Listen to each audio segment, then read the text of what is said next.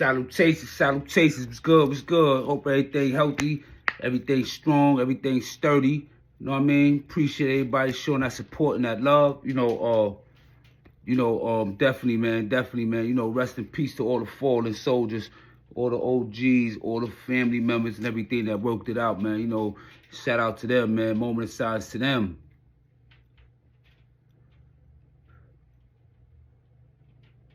With that being said, you know, the last video I had dropped about, you know, Kross versus Lacey, you know, that was part 1. This is part 2. So I want to kick this off like this, right? Before I run the intro, I want to give a little history, a little backsplash on, you know, me and Eli, you know, how me and Eli met, you know, our little history. You know, when I was on the island from 97 to 2000, I met up with Eli. I forgot who I cut. I know I had shot somebody, and I had went to the box, which is Old Boy, OBCC. Everybody call it Old Boy. That's the pound, the bing, you know what I'm saying? North facility. And I pulled up over there. One day I'm in the yard in the rec pen, you know, because it's just a big space with a whole bunch of cages. It's a big cage for everybody to go in the same cage together. The ones that's not red ID and stuff like that, and those whoever was red ID, admittance and everything, they had a cage by themselves. So we'd go in the cages and we'd talking politics, workout and stuff like that. So I was introduced to Eli by LO. LO told me he had just brought him home. This had to be 98, 99. And he had just brought Eli home not too long after that. And you know, me and Eli was politicking. Kind of find out he was from the Bronx, he was from 169. So I'm like, oh shit, you from 169? Yeah, what's up, boy? Yo, salute, King, you know, Bronx love. You know, we was on that Bronx thing heavy, you know, because in the early years of Blood, you know, what Blood did, man, it stopped the borough wars and it united us. But everybody was still kind of like tripping off their borough, like who was the toughest, who was the hardest, who go the most hardest for this Blood thing and everything. So it was a little friendly competition going on at that time. So it was always a pleasure to be amongst, you know what I'm saying, another strong, you know what I'm saying, Bronx dude that's holding it down, you know what I'm saying, and so forth and so on. And, you know, LO had a name for itself at that time. You know, we was all 5'9". This is before NYBBA started, you know. So me and Eli chop it up. He from 169. So I'm like, yeah, I used to get money on 169, you know, with Phil and all them, you know, 50 man. He like, that's the fam, that's the people. I was getting money with them too. I'm locked up right now for the case with them. I'm like, oh, word, yo, I just missed that case. You know, this, that, and the other, you know, blase, blah, blase, blah.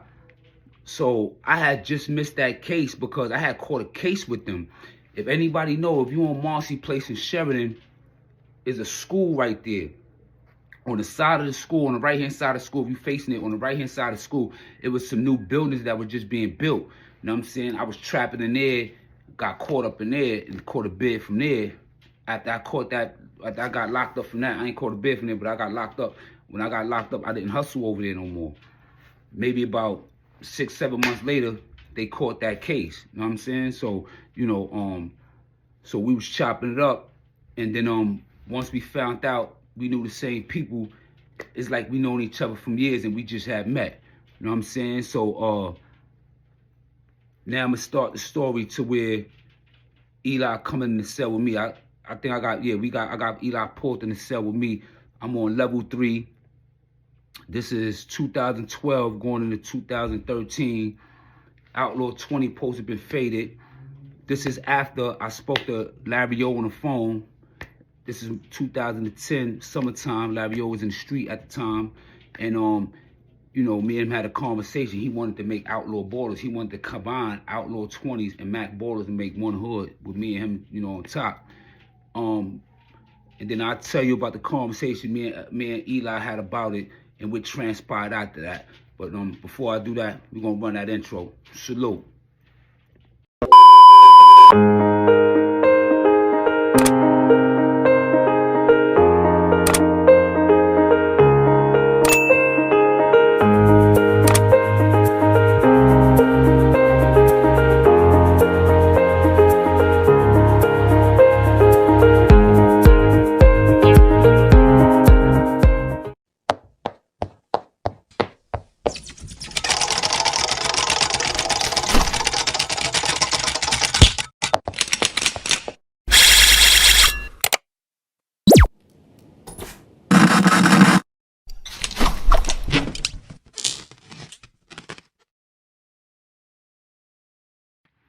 Thanks for tuning in, Kross TV Network. Y'all know that's Kross with a K. I appreciate everybody for tuning in. I appreciate all your time. Y'all know how I feel. Y'all could be anywhere in the world, but y'all here with me. And I definitely appreciate that. And I won't waste your time. I wasted 10 years in prison. And out of time, you know what I'm saying, in the streets, you know what I'm saying, as a youth. You know what I'm saying, running around misguided and misled, wild and everything. So I would never waste your time. You know, our time is, that's something that we could never get back. You know what I'm saying? So we just got to maximize for every second that we got in our life from this moment forward. So definitely appreciate the love. Definitely appreciate the support once again. If y'all in for the first time, hit the like. I hope y'all subscribe. I hope y'all enjoying the content. You know, I'm not a troll. I'm just one of the ones that do the real. And there's a method to reason why I'm sharing these stories. Before I used to stray away from these stories, but now I said to myself, you know what? I'm gonna explain a lot of these stories, and I'm gonna be unapologetic about the truth, because it's important for me that the youth to see a lot of things that go on. You know what I'm saying? Because soon after these little videos is up, man, I'm gonna start making videos and I'm addressing and start talking to the youth. So fast forward, you know, we in 2012. 2013, right? Somewhere around that time, I'm in upstate box. Eli's my cellmate. On the same company with me, was Gangsta Dre. You know, the Rough Rider Dre, you know, EGB Dre, Gangsta Dre, guy named Bankroll, there's a few homies on the company, all across the company and everything. We was in the same block with Tankhead, just that Tankhead was another part of the building on the single cell side. So me and Eli in the cell together. So while me and Eli in the cell together, you know, we doing regular shit, you know, shit that, you know, homeboys do. You know, we writing letters out, linking up everybody so we get these visits. You know what I'm saying? We trying to get this bread. We get into this bag. You know what I'm saying? Plus, you know, we in there making pies. We making pies, all type of stuff. You know what I'm saying? We doing what we doing as G's supposed to doing how G's live. You know what I'm saying? We ain't really need for nothing.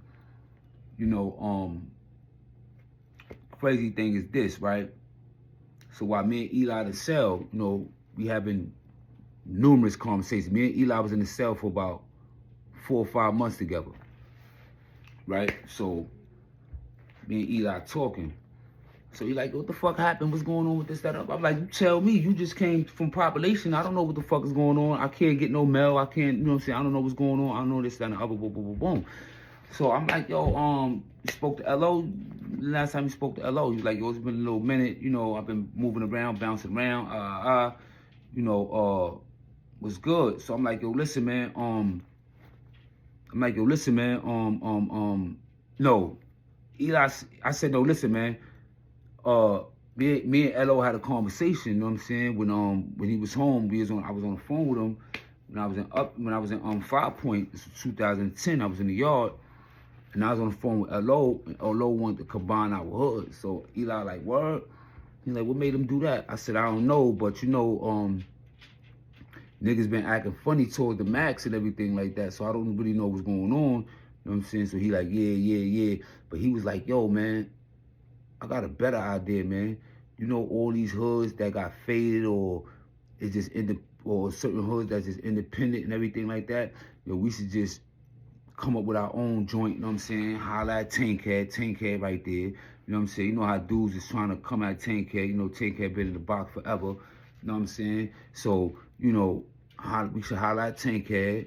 We should holla at this person, and form our own shit. You know what I'm saying? Because the way shit is going is fucked up. You know what I'm saying? I'm like, yeah, man. You know what I'm saying? And you know, the man who was talking, he was like, yo, you know what I'm saying? Honestly, you know what I'm saying? You know, niggas fucked up. You know what I'm saying? Slotting Pee-wee out. You know what I'm saying? Because I ain't gonna hold you. When Pee-wee was, you know what I'm saying, had, you know, doing things, whatever, you know what I'm saying? Motherfuckers got birthday cards, dudes got Christmas cards, like, you know, it was a lot of communication going on, you know, stuff like that.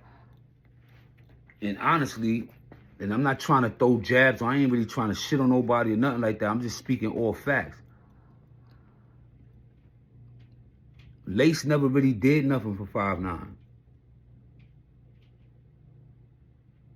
Honestly, he really never did nothing for 5'9", because 5'9" history, OG Mac made 5'9" brim history. It didn't come from Lacey, it came from OG Mac. OG Mac started 5'9", and OG Mac is the one that gave everybody their status, and OG Mac is the one that created the lineups. Lacey never created no lineup. He never created no lingo. He never created no oath. He never created no lessons or no bylaws. He never wrote no book on how to be brim or what brimming is about or nothing. You know what I'm saying? Everything that was taught from brimming came from me, La, Pee-wee, you know what I'm saying, Moshe and them, and even before Moshe and them even became brim. You know what I'm saying? Everybody that know of brim that was on the island, they know of me, they know of La Brim, they know of Kill 'em Dead Dread, they know of J Brim, they know of G Brim, they knew of Brim of Love, Big Love from Brownville, Brim Love. It wasn't a lot of us. Just like it wasn't a lot of BSVs, and I keep emphasizing that. You know what I'm saying? And back then, be technical, I was one of the island. Anything new Mac made, I made sure it got down to everybody that was on Rikers Island, made it down and got that anybody in the street. You know what I'm saying? You know, Mac put together the history. You know, he did a lot for it that nobody else did. What I did, and my contribution with 5'9", is I brought some official dudes under the banner. I brought home La Brim. I brought home P Brim. I brought home B.I.G. I brought home Sonny Black. I brought home Rampage. And I made S Brim, a.k.a. Snoop, a.k.a. Cassie Troy, his squad. You know what I'm saying? I had to make him official because at the time, he was G-Shine on the island. And, you know, he was GKB. He got into a situation, and I mean, and them was gonna get him and everything like that. He bumped into Lacey. Lacey switched, you know, cleared the situation up and turned him brim. When I got the beacon or whatever, Lacey wasn't there, so we ain't know whether or not S was lying or not. So just to calm the situation, so nobody tried to do nothing to S Brim when we was in the pre-being CMC house, you know, the in the beacon. I re-oath Snoop in front of everybody. So everybody knew he was official, and then I was gonna get up with Lacey and, you know, check to make sure everything was authentic and stuff like that. So these are the contributions, and I put in major work on the island. When you heard of 5'9" Brim, you know what I'm saying? My name was definitely one of the first 3 names that you heard about Brim on the island. I was the only one that was 101 of the island where I was Brim, but I controlled the whole UBN and every sets and everything like that. You know what I'm saying? So with all this being said, you know, going back to me and Eli conversation in the cell, I'm like, yo, bro, like, all this shit a motherfucker done did for this 5'9" Brim shit, and I got 20 years in jail for banging too, because I went in the street. You know what I'm saying? I was the first homie on 183rd. You know what I'm saying? That's gonna be another story that I'm gonna go on 183rd and talk about, because I'm gonna have the homies and them talk about that, tell that story. You know what I mean? So of course I was in my feeling. I felt some type of way. So I'm like, you know what? That's what we're gonna do. That's what we're gonna do. I'm gonna highlight. I'm gonna make this an official. Maybe like a week or 2 before me and Tay Can finished putting all the paperwork together and putting the codes and everything together, Eli left. But Eli already knew what the name of the nation, everything gonna be. He said, this is what he's doing, this is what he's jacking. Eli leaves out the cell with me. When he leaves, if anybody know about the Santa Maria stuff and everything, he had a cup of water on a table. A cup of water on the table. He had a picture of a saint. He had a bread right there. So when he left out the cell, and you know, because when you leave out the cell, you know, you go in the rec pen, you got to lock out. They put the cuffs on him and everything. He come out the cell. So he's going to population. So when they crack me back out to come in the cell, I see the Santa Maria thing still there. So I'm cleaning up the cell. They're about to bring me another bunkie. So I'm like, yo, why did he ain't just take the Santa Maria thing, and why he just ain't do nothing with that, whatever.